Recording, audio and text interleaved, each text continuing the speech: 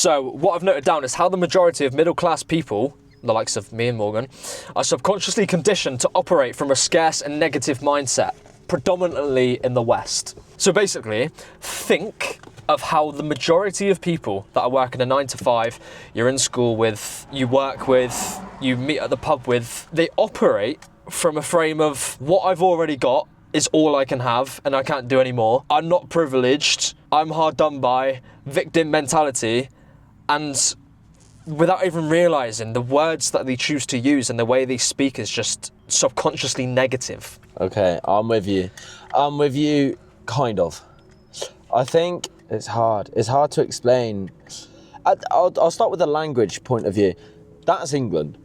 Mm-hmm. Personally, I think also America as well, maybe, and other westernized countries. For the most part. But like, the language that we speak with is so negative. I seen a video on it not long ago. The language we speak with is so negative that people just see everything so negative. There's a reason why the whole country's depressed and on medication. And like, it's always, I'm not enough, or I wasn't good enough to get the job. Not that the job wasn't for them. It's not that the job wasn't for them. It was the fact that they weren't good enough to get that job. And it's like, it's language like that and many examples that I could use along those lines where it's something that I'm massively trying to work on, because, you know, subconsciously we would have picked it up just from being grown up around it. Yeah, you know? exactly. And that is something that the world needs to fix, because I'm sure it's not just the UK, but I've definitely noticed that in the UK. Instead of saying, like, I'm not good enough for something, just say, well, that thing wasn't for me.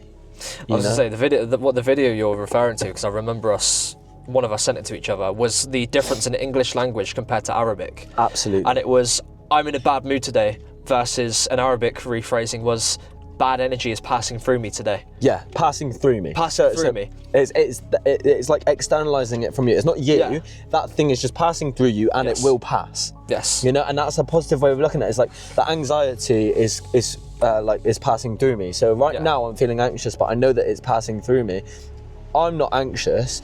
Anxiety is passing through me. Yeah. And it's like, you kind of got to think about it a little bit, because at first I was a bit like, is that any different? But it is. It's the way that you're, like, subconsciously in your brain, that will affect the way that you think and the way that you behave and the way that you see life. Yeah. So yeah, I absolutely agree with that. What I do believe is that we're conditioned within society to, not that all we've got is all we'll ever have, but more certain milestones will be unlocked one at a time, very slowly across the right. So at the age of 18, you'll get your first full-time job, and then you'll slowly get more qualified, and you go to university, you get qualified, then you get your first entry-level job, and then you promote, and then you climb the corporate ladder, and then at the age of 28, you'll get your first mortgage, and it's very spread out and slow. And people are now realizing that working 40 hours per week for somebody else to make their pockets significantly larger than your own when you're the one putting the work in, people aren't realizing that they don't like that, and they'll blame external things for that.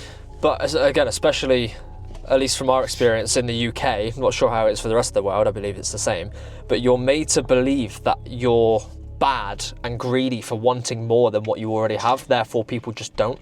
So you could say, like, yeah, okay, I'm on 25 grand a year, but I want to start a business that makes me 100 grand a year. And the majority of people will go, okay, but somebody else would love to make 25 grand a year. Yeah. Okay, but why are you not happy with 25? Like, it's good enough. Okay, but I want more. And it's the idea of satisfied but never content. You're allowed to want more. If I had everything that I wanted right now, what is the rest of my life for? Exactly.